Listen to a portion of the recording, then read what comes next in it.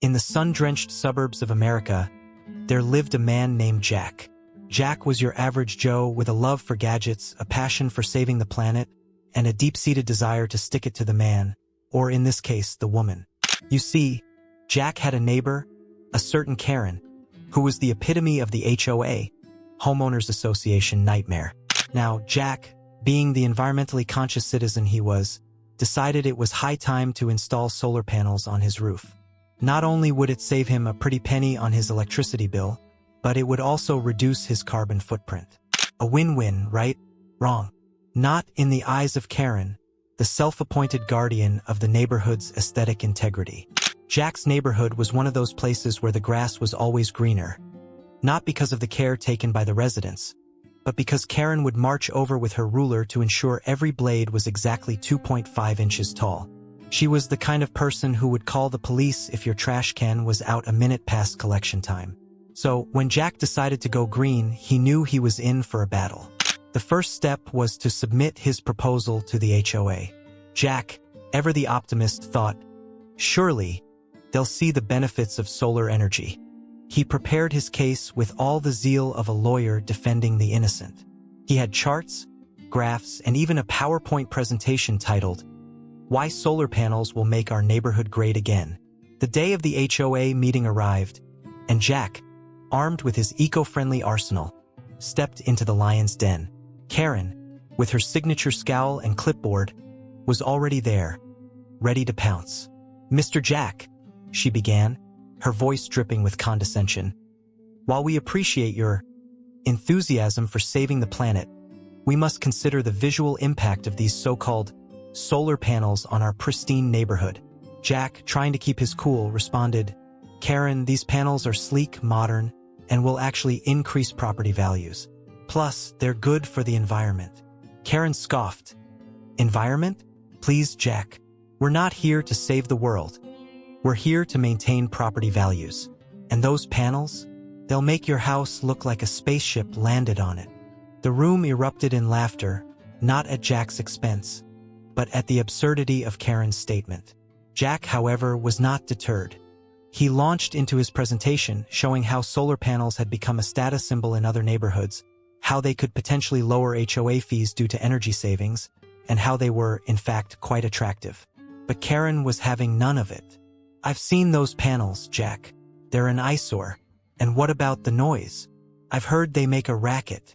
Jack, now struggling to keep his composure, replied, "Karen, solar panels are silent. They don't make any noise. They just sit there, soaking up the sun." "Well, I've heard otherwise," Karen retorted, her face turning a shade of red that matched her lipstick. The meeting ended with Jack's proposal being tabled for further review, which in HOA speak meant, "We'll think about it until we forget about it." Jack left the meeting room, his spirits slightly dampened but not defeated. He knew he had the law on his side, and he was not about to let Karen's reign of terror over the neighborhood's aesthetics go unchallenged. Back at home, Jack sat in his living room, surrounded by his gadgets, plotting his next move. He knew he had to play this smart. Karen was like a chess grandmaster when it came to HOA politics, but Jack had an ace up his sleeve: the law. He began researching, reading up on solar rights, homeowner rights, and every loophole he could find. Meanwhile, Karen, feeling victorious, was already planning her next move. She had a vision for the neighborhood, and it did not include solar panels. She imagined a world where every house looked identical, where conformity was king, and where she could control every aspect of the community's appearance. Little did she know, Jack was about to turn the tables. The days following the HOA meeting were filled with tension in Jack's neighborhood.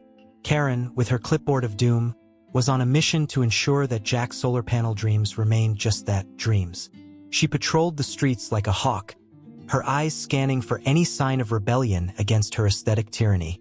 Jack, on the other hand, was not one to back down. He had spent countless hours researching, and now he was ready to strike back. He knew that the law was on his side, and he was about to use it like a solar-powered sword against Karen's clipboard of conformity. One sunny afternoon, Jack decided it was time for a little show of force. He invited a few friends over, all of whom were equally fed up with Karen's reign. They gathered in Jack's backyard, where he had set up a mock installation site.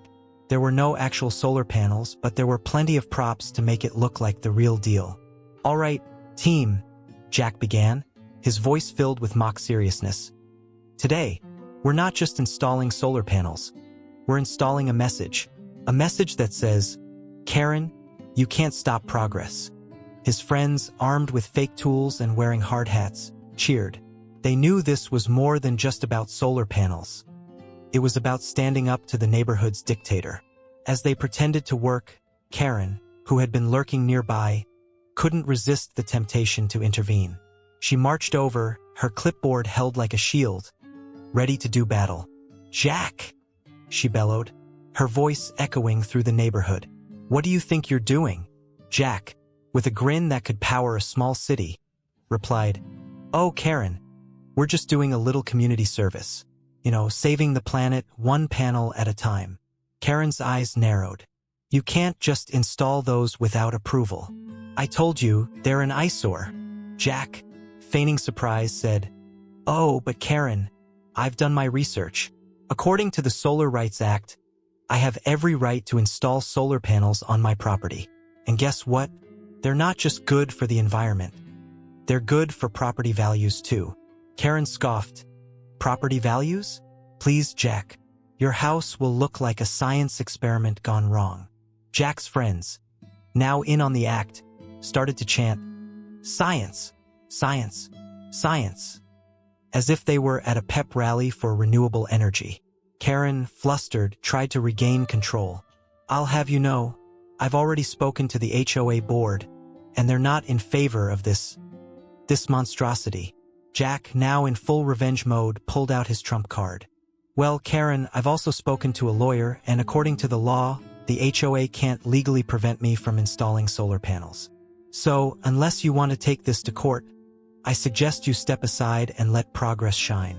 The crowd of friends erupted in cheers, and Karen, for the first time, looked unsure. Her clipboard seemed less like a weapon and more like a prop in a comedy show. But Karen was not one to give up easily. She decided to play her own card. "Fine, Jack, but if you think you can just install those without any repercussions, you're mistaken. I'll make sure the entire neighborhood knows about your little project." Jack, unfazed, replied, "Karen, I'm counting on it. Maybe they'll see the light, both literally and figuratively." With that, Karen stormed off, her heels clicking a staccato of defeat on the pavement. Jack and his friends continued their mock installation, laughing and joking, knowing they had just scored a major victory in the battle of wits. The next day, Karen was true to her word. She went door to door, spreading her version of the story, painting Jack as a rebel against the neighborhood's harmony. But what she didn't anticipate was the reaction she received. Instead of outrage, she found curiosity and even some support. "Karen," one neighbor said, "I've been thinking about solar panels myself. They could save me a lot on my electric bill." Another chimed in, "And they're good for the environment, right? Maybe we should all consider it."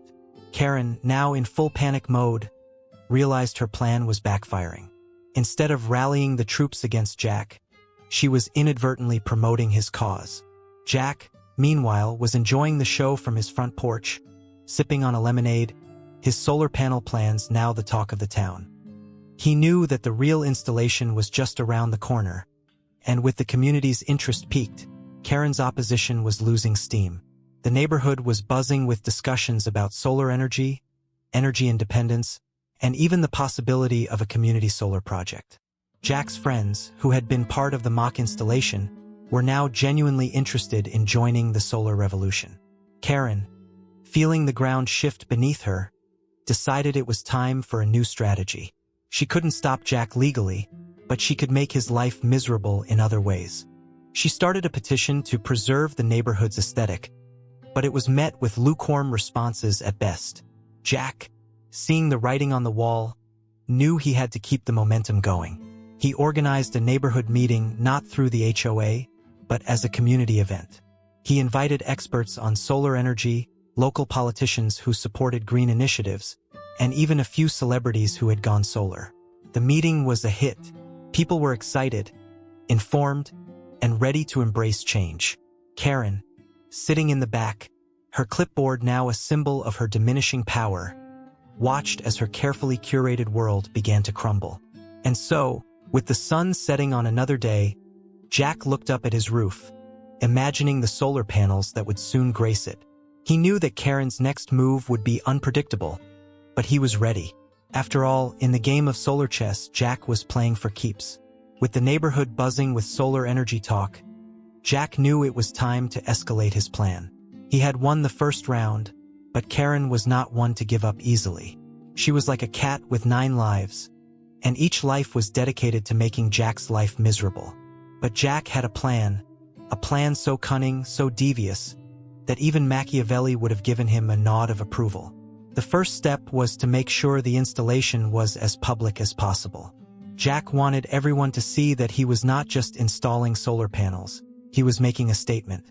He hired a local band to play at the installation site, complete with a banner that read, "Jack's Solar Revolution, powering up the neighborhood." Karen, of course, was not amused. She watched from her window, her face contorted in a scowl that could curdle milk. She had tried to rally the troops against Jack, but her efforts were met with indifference or, worse, support for Jack's cause. The day of the installation arrived, and Jack's backyard was transformed into a festival of sorts. Neighbors gathered, some out of curiosity, others out of support. The band played, children ran around with solar-powered toys, and Jack, in his element, directed the installation with the precision of a conductor leading an orchestra. But here's where the real fun began. Jack had a secret weapon, one that would not only ensure his solar panels were installed, but would also give Karen a taste of her own medicine. He had rigged the system with a special feature, a motion sensor that would trigger a light show whenever someone approached his property. As the installation crew worked, Jack's friends, still in on the act, started to approach the house, triggering the lights. The panels, now installed, began to glow in a dazzling array of colors, like a disco ball on steroids. The crowd cheered, and even some of Karen's allies couldn't help but be impressed. Karen, unable to resist, stormed over to confront Jack. "This is ridiculous, Jack. You're turning our neighborhood into a circus." Jack, with a grin that could light up a room, replied, "Oh, Karen, I thought you'd appreciate the show. After all, you're always so concerned about appearances." The crowd laughed, and Karen, now red-faced, turned to leave. But as she did, she stepped onto Jack's property, triggering the light show. The panels lit up, casting her in a spotlight, making her the unwilling star of the show. The neighborhood erupted in laughter, and Karen, in a fit of rage, tried to storm back to her house. But Jack had one more trick up his sleeve. He had set up a small speaker system that played a loop of her own words from the HOA meeting. "They're an eyesore. They're an eyesore." Karen, now surrounded by her own voice, looked like she was about to explode. She turned back to Jack, her eyes blazing with fury. "You think this is funny, Jack? You think you can just mock me?" Jack, still smiling, said, "Karen, I'm not mocking you. I'm just giving you a taste of your own medicine. You've been controlling this neighborhood like it's your personal fiefdom. It's time for a change." The crowd, now fully on Jack's side, started chanting, "Change, change, change."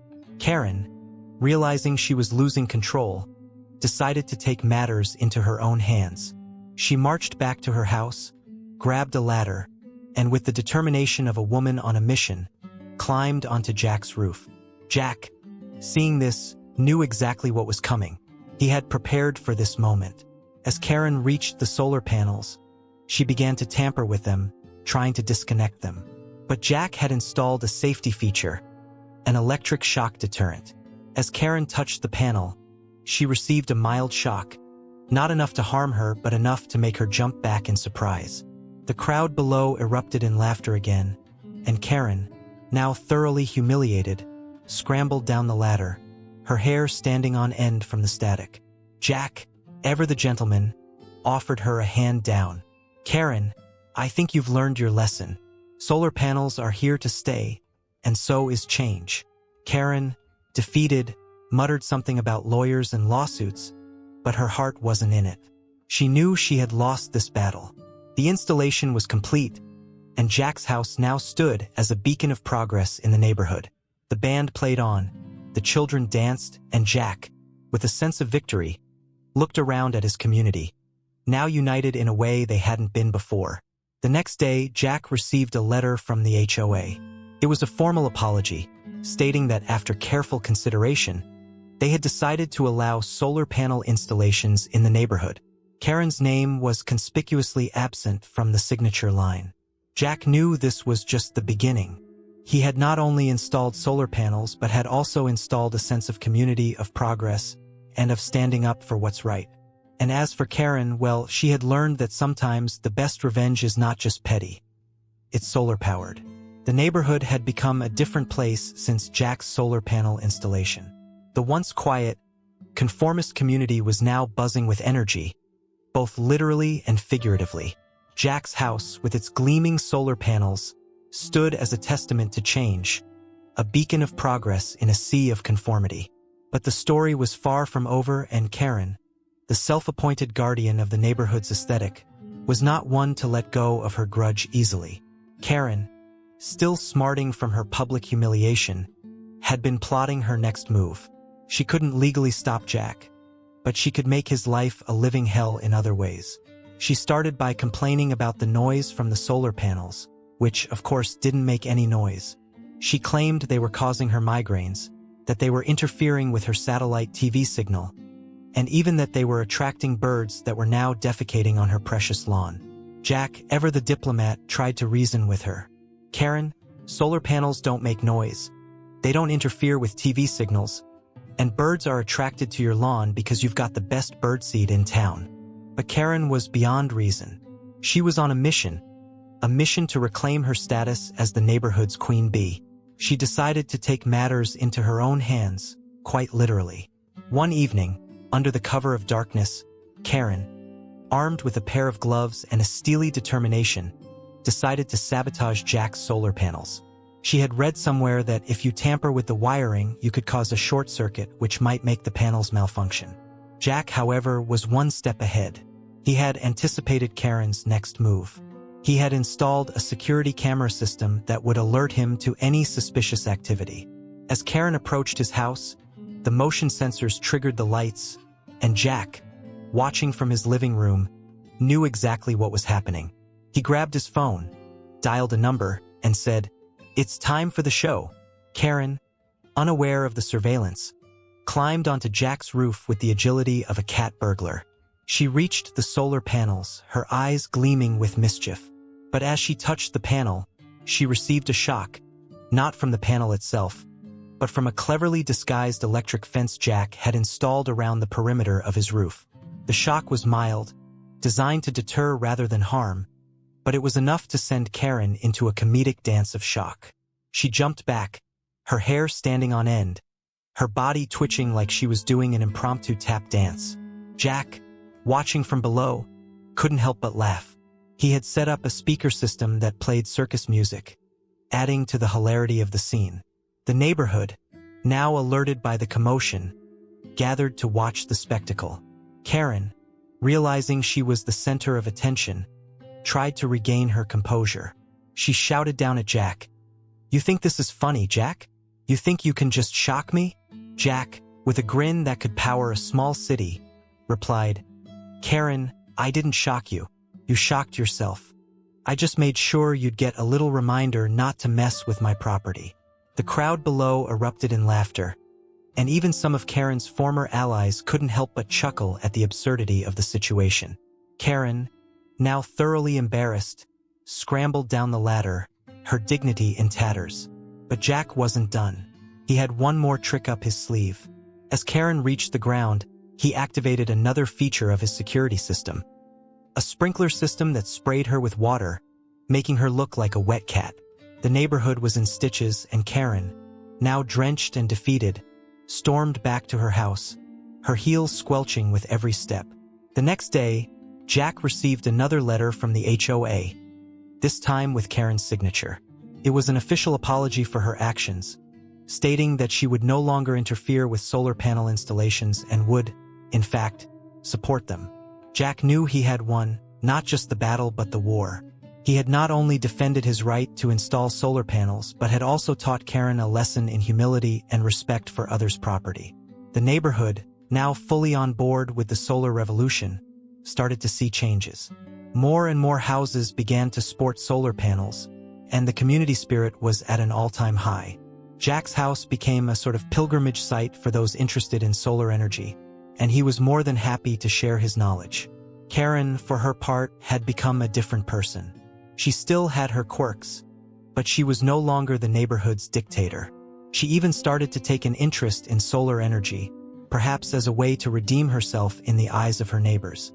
Jack, watching the transformation, knew that sometimes the best revenge is not just about getting even. It's about changing the game entirely. He had turned Karen's attempt at sabotage into a lesson in community, progress, and the power of a good laugh. The neighborhood had learned that sometimes the best way to deal with a Karen is not with anger or confrontation but with a bit of humor, a dash of ingenuity, and a whole lot of solar power. The neighborhood had undergone a transformation, and not just in terms of energy efficiency. Jack's solar panel saga had become the stuff of local legend, a tale of wit, ingenuity, and the power of standing up for what's right. But as with all good stories, there was a conclusion, and it was one that would leave everyone with a smile and a lesson learned. Months had passed since Karen's electrifying encounter with Jack's solar panels. The neighborhood had embraced solar energy with open arms, and Jack's house had become a sort of solar shrine. People from other neighborhoods even came to see the famous panels that had sparked a revolution. Karen, once the neighborhood's nemesis, had undergone her own transformation. She was no longer the clipboard-wielding tyrant but had become somewhat of a solar advocate. She had even installed her own panels, perhaps as a way to make amends or maybe because she realized the benefits. Either way, it was a change that no one saw coming. One sunny Saturday, Jack decided it was time for a celebration. He organized a solar fiesta, a community event to celebrate the neighborhood's embrace of renewable energy. There were solar-powered games for the kids, a solar cooking demonstration, and even a solar-powered band playing tunes that were quite literally off the grid. Karen, now a changed woman, was invited. She arrived, not with her usual scowl, but with a smile and a dish she had prepared using her new solar oven. The neighbors, still wary but willing to give her a chance, greeted her with cautious optimism. Jack, ever the gracious host, welcomed her with open arms. Karen, welcome to the solar fiesta. I see you've brought your solar dish. Looks delicious. Karen, a bit sheepish, replied, Well, Jack, I figured if you can't beat 'em, join 'em. And I must admit, these solar panels are quite the game changer. The event was a hit. The neighborhood was alive with laughter, music, and the hum of solar-powered gadgets. Jack, standing on his porch, looked out at the scene with pride. He had not only installed solar panels but had also installed a sense of community, of progress, and of standing up for what's right. As the sun began to set, Jack called for everyone's attention. Friends, neighbors, and even former adversaries. He began, casting a playful glance at Karen. Today, we celebrate not just solar energy but the spirit of change. We've shown that with a bit of humor, a dash of ingenuity, and a whole lot of solar power, we can overcome even the most stubborn of obstacles. The crowd cheered, and Karen, now fully integrated into the community, raised her glass. To Jack, for showing us the light, both literally and figuratively. Jack, with a twinkle in his eye, continued, And let's not forget the lessons we've learned. First, never underestimate the power of a well-executed revenge plan. Second, sometimes the best way to deal with a Karen is not with anger or confrontation, but with a bit of humor and a lot of patience. The crowd laughed, and even Karen couldn't help but chuckle at her own expense. She had learned that sometimes the best way to regain respect is to show humility and a willingness to change. Jack then unveiled his final surprise. He had set up a small stage where he invited Karen to join him. Karen, I think it's time for you to share your solar journey with the neighborhood.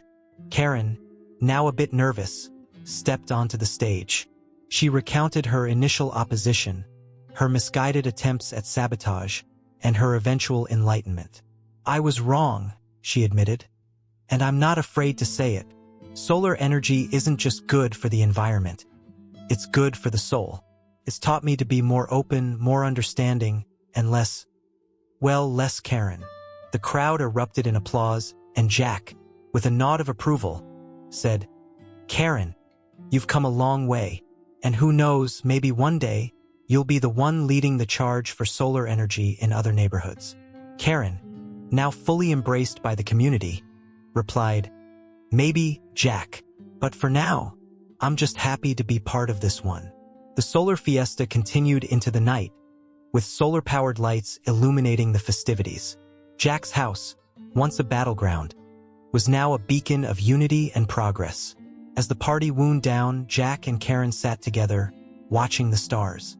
"You know, Jack," Karen said, "I never thought I'd say this, but thank you. You've changed this neighborhood for the better." Jack, with a smile, replied, "Karen, it wasn't just me. It was all of us. And remember, sometimes the best revenge is not just about getting even. It's about changing the game entirely." And so, the story of Jack's solar panels came to a close, not with a bang, but with a celebration. The neighborhood had learned that change is possible, that even the most stubborn of hearts can be warmed by the sun, and that sometimes the best way to deal with a Karen is with a bit of humor, a dash of ingenuity, and a whole lot of solar power.